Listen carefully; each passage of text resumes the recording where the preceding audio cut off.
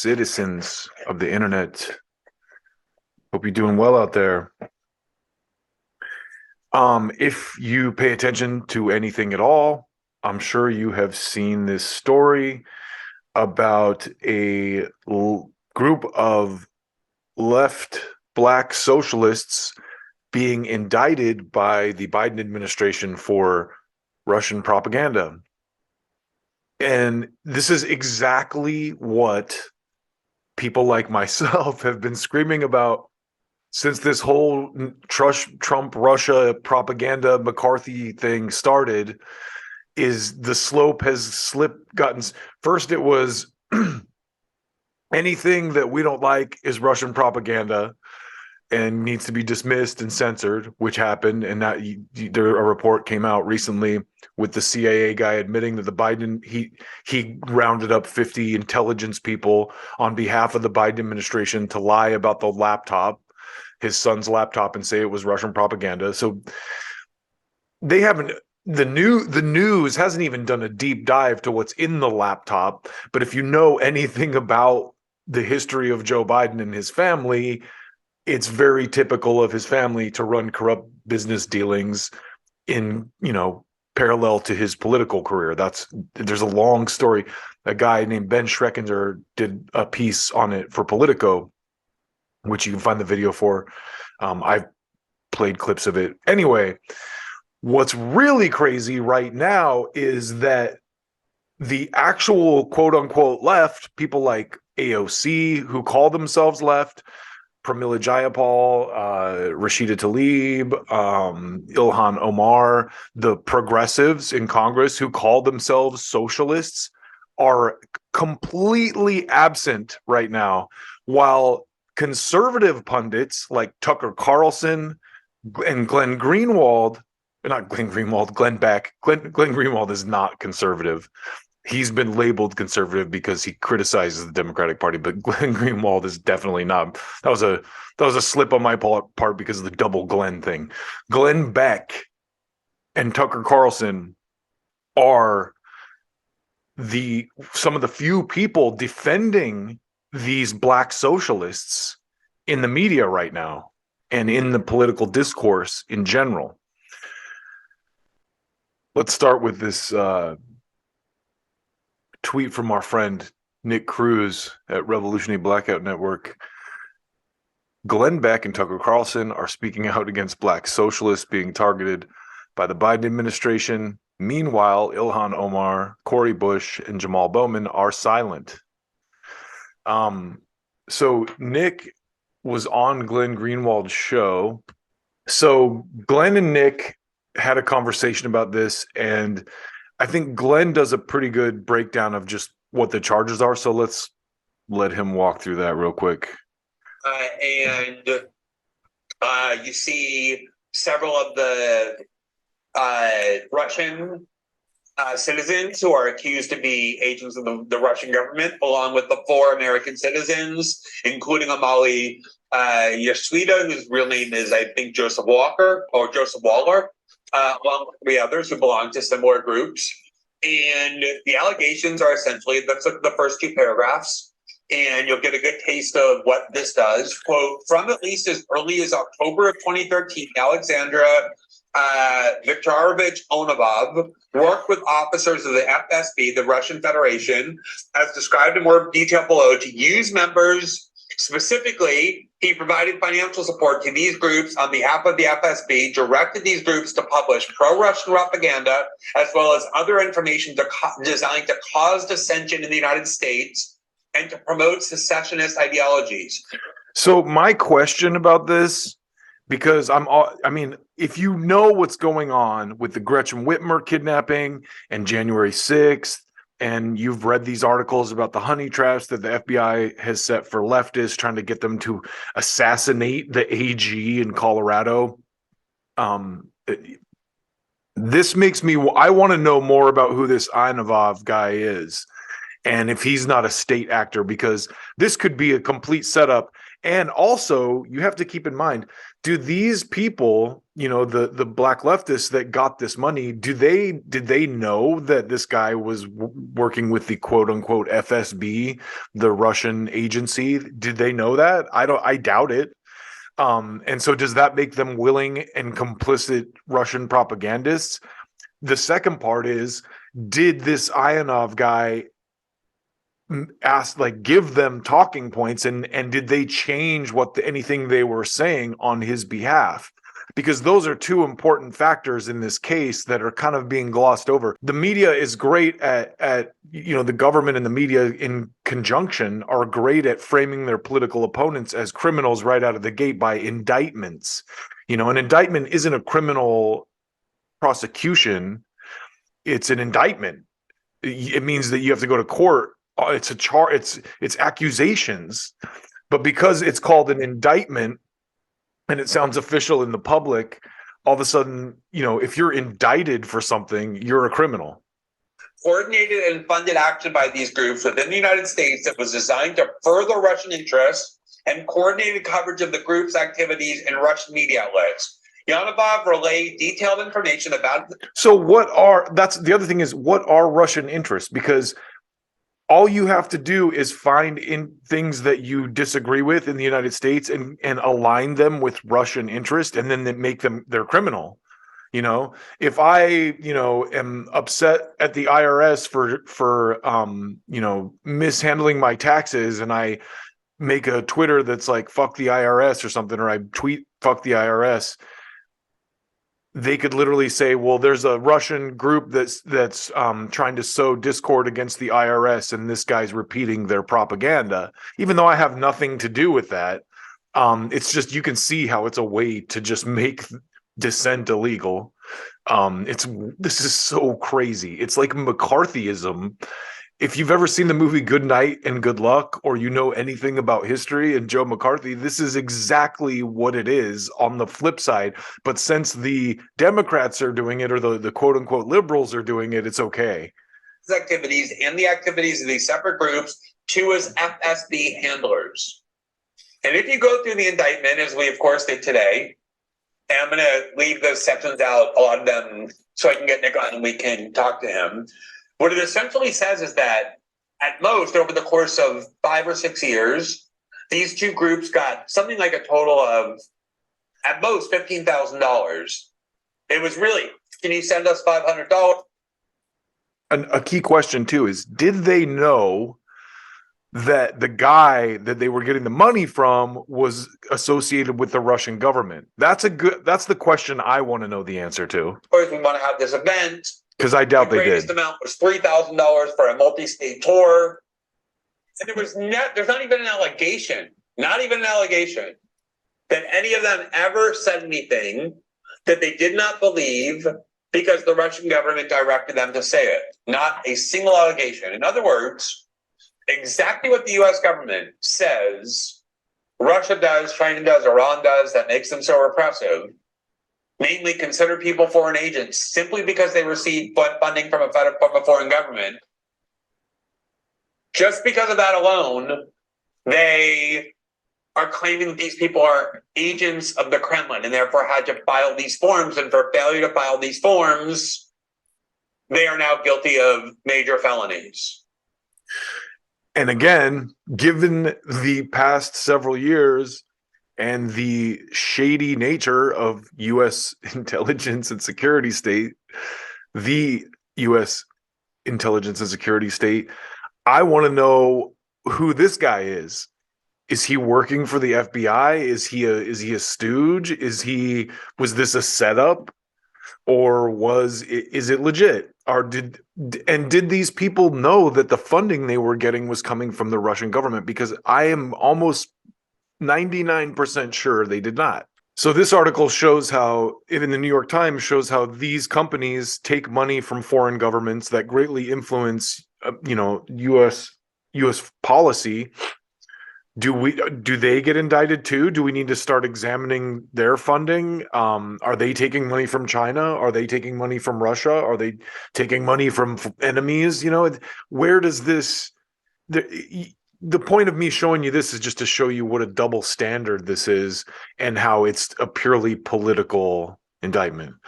So anyway, let's get back to Nick Cruse of the Revolutionary Black. So let's listen to what Nick has to say. Has been following this case, who has been talking about it, who has knowledge of some of the groups involved. Nick, it is great to see you. Thank you so much for coming back on our show. We're always happy to have you. Yeah, absolutely. It's always great to be on your show, Glenn. And I'm glad that you're covering this, because this issue is going to expose the people who actually really believe in free speech or not. Because despite what a lot of right-wingers believe, free speech is more than just the ability to say slurs on social media. And this is not a new story. This story started in August of last month when the they raided them. I forgot about that. Movement.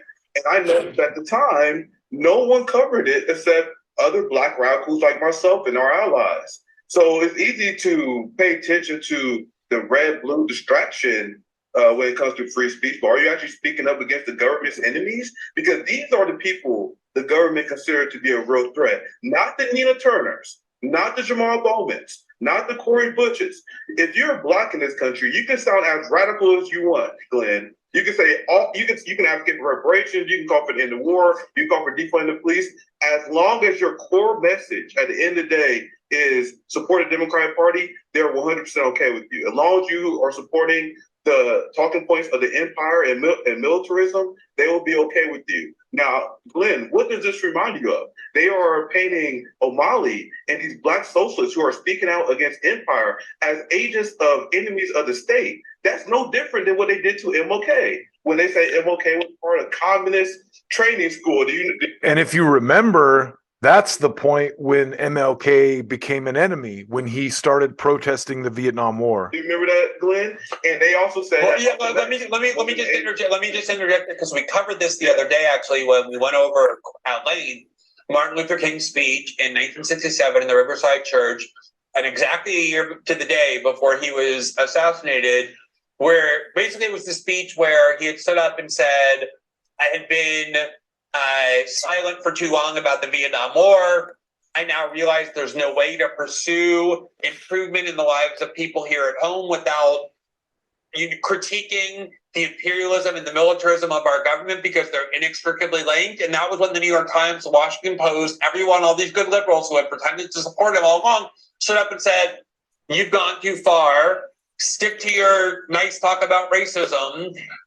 Criticizing the war is something that's going to lose you a lot of support. You also don't know what you're talking about, and you're being reckless and treasonous and irresponsible in your language, because he went too far. He stepped over that line. Can you see the parallels to what's going on right now?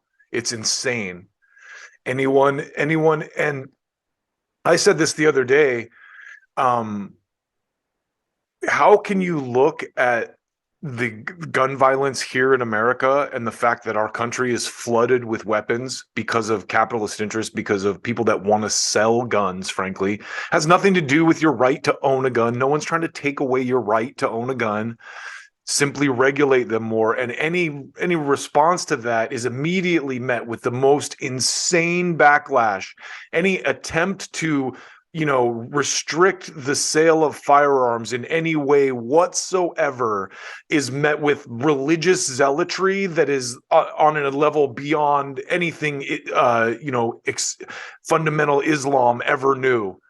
Gun people will come at you with insane vitriol if you even suggest regulating this. And the reality is, that's because capitalist groups that sell guns have spent millions of dollars on PR campaigns and focus groups to figure out what will trigger people the hardest and spread these talking points, like things like, oh, why don't we ban spoons because spoons kill people, like all these ridiculous things. So the same people who are like, why are all these kids being killed in our schools? We need to do something to regulate firearms in the United States. Will turn around and go, how dare you oppose dumping billions and billions of dollars into a war in Ukraine? Which is the same essential thing, where weapons people getting money. And no one makes that connection. And as soon as MLK did, then came the shot. And that's what they're pointing out here. And so let's basically, it's what's insane. The most insane to me about this is how asleep the quote unquote left and the Democratic people are in this country, because this, in addition to what Plaskett just did, trying to prosecute Matt Taibbi for lying based on a fake MSNBC report by some clown game show host named Mehdi Hassan. This woman has no clue what's even going on. No one has any clue. People think that Mehdi Hassan debunked the Twitter files. That's how dumb this country has gotten. You know, it was crazy to me. So let's watch one of the only people who defended these black socialists in the media, your boy Tucker Carlson. White supremacist Tucker Carlson was one of the few people who defended these people. Listen to this. Administration spends an awful lot of time covering up actual crimes committed by their political allies and their relatives. But for their critics, there is no such mercy. For the first time in our history, the government has begun to arrest people for saying things the White House doesn't like. That's the end of the First Amendment. Speech that's been protected for centuries in the United States is no longer protected. It's now a criminal act. We've told you about the grotesquely unconstitutional prosecution and then conviction of Douglas Mackey. The DOJ is trying to send Mackey to prison for a decade for making fun of Hillary Clinton's voters on Twitter. The media barely report the story. They don't seem to care at all. They seem to endorse it. No one in Congress has meaningfully pushed back against it. So this trend continues. The latest group of Americans to find their constitutionally protected opinions become felonies are, believe it or not, an organization of black nationalist left-wingers who oppose the war in Ukraine. The DOJ has just charged many in this group with seeking to, quote, sow discord, spread pro-Russia propaganda, and interfere in elections within the United States. Now, there's no evidence they interfered with any election. You're allowed to be pro-Russia. You're allowed to be pro-anything you want in the United States. Saying things the government doesn't like, having unfashionable opinions or opinions that are out of step with Joe Biden's opinions, that is not a crime. You can spread pro-Russia propaganda if you want to. You can spread anti-Russia propaganda if you want to. You can say whatever you want, but not anymore. According to the indictment, the criminals in question, quote, wrote articles that contained Russian propaganda and disinformation. Huh? They also gave speeches and posted videos that annoyed the State Department. Here's one of them. There's a discussion about Listen Russia's military border buildup on its border with Ukraine, and how this represents a terrible threat to Ukraine by Russia. But there is no acknowledgement of the history that took us to this place, how the U.S. overthrew, participated in facilitating the overthrow of a government in Ukraine that was friendly to the Soviet Union, nor does it talk about the history. Soviet Union doesn't exist anymore. Between Ukraine and Russia. This is an ongoing aggression. It did not just start. It's been going on for a while, but the U.S. government relies on the ignorance of the people in this country, and much of the lies told, facilitated by people like Zuckerberg. So, for what it's worth, we're not really sure who that guy is. We know he's American. Pretty sure that on a lot of issues, we likely would not agree with him. A lot of what he just said in that video seems to be true. But even if... So, I just want to take a second here to praise Tucker Carlson for having something that's lost in America these days called principles that you apply no matter what your cult believes, because that's what he's doing right here. Did you see he called out the guy that the Justice Department convicted for the Hillary memes? And I don't know if you know this story, but this guy basically put out a meme that was a joke, like, and it said the wrong day to vote. Hey, Hillary supporters, don't forget to vote on this day, which Hillary people did the same thing to Trump supporters, and none of them are being prosecuted. So it's obvious that these are political attacks on regular people. And what's insane is to see Democrats are so blinded that they support it. Anyway, let's listen to the rest of Tucker's rant. If it weren't true, even if he was wrong, it would still be constitutionally protected speech. In a free country, which we had until recently, you are allowed by definition to have dumb opinions. Most of us do. I mean, imagine if Trump was president and this was happening, and people who were speaking out against a war in Ukraine that Trump started, or a war anywhere that Trump started, were being jailed. Would these people be singing the same tune? My guess is no. But because it's, the Trump was such a danger, and Biden, people have been beaten into submission in this stupid, partisan lockdown where their brains are so wrapped in this red versus blue world that principles don't apply anymore. People will legitimately argue, well, it's okay to censor because it's for democracy, because the people who take away your rights are always going to say that it's to protect you, submit. And I can't believe, I guess, I think the difference between me and a lot of Democrats is I'm not a submissive. I'm on the other side of that equation. So if you're a submissive, you're just like, okay, daddy, whatever you want. But not anymore.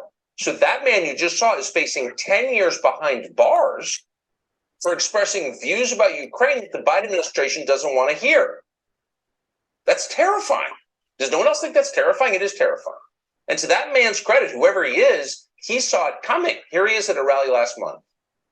They have declared that black people are so stupid that it takes Russians to tell us that we are oppressed. I have never known a moment of black freedom for my entire life.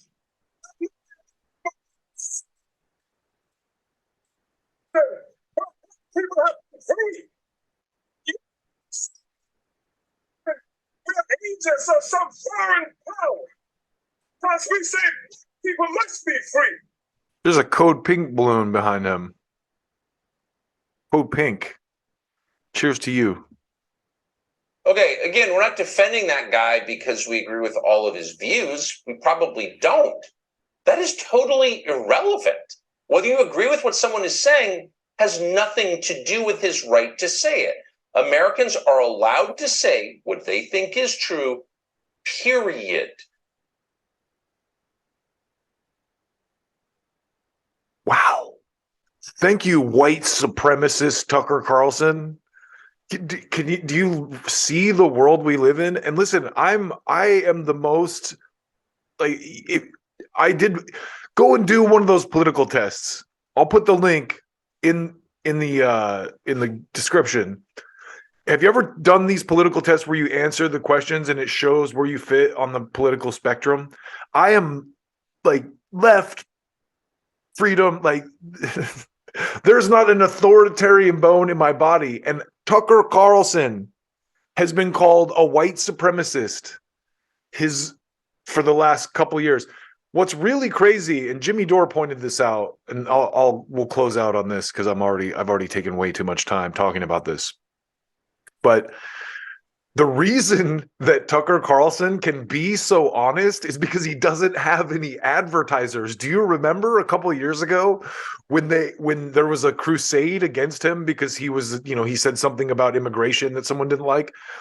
Frank, to be honest, I keep trying to stop saying frankly. Tucker Carlson's positions on immigration are the same as the Democratic Party's, but he was basically put into this he's a white supremacist box, and a bunch of his advertisers left the show. And so now he doesn't have any advertisers. I think it's the My Pillow guy funds his show. So he can say what he wants. There's no pharma, there's no military industrial people advertising on the Tucker Carlson show. So he's allowed to say stuff like this, unlike Rachel Maddow. You'll never see Rachel Maddow say this, and that's what's crazy to me. And I keep going back to these quotes with this stuff. The Noam Chomsky quote, first of all, if you don't support speech for views you despise, free speech, freedom of expression, if you don't support freedom of expression for views you despise, you don't support it at all. I mean, and then the William Hearst, the Hearst quote. I always go back to this. News is something someone doesn't want published. Everything else is advertising. So Tucker Carlson's lack of advertising frees him up to do actual news, which is crazy. Anyway, advocate for these people. Watch this case. I mean, just like with the Afro Man thing, these are people that are being wrongly accused, and they're going to have the book thrown at them by forces far more powerful than they are. So as a populace, we need to watch this kind of case and keep a close eye on it and make sure that actual justice is served and that the First Amendment is upheld, and that double standards aren't applied. The Brookings Institution can take God knows how much money from any foreign government they want, but these guys maybe unknowingly siphoned some money that was supposedly from the Russian government, and all of a sudden they need to go to jail for that because it's oppositional to the war narrative. It's crazy. So take care of yourselves out there.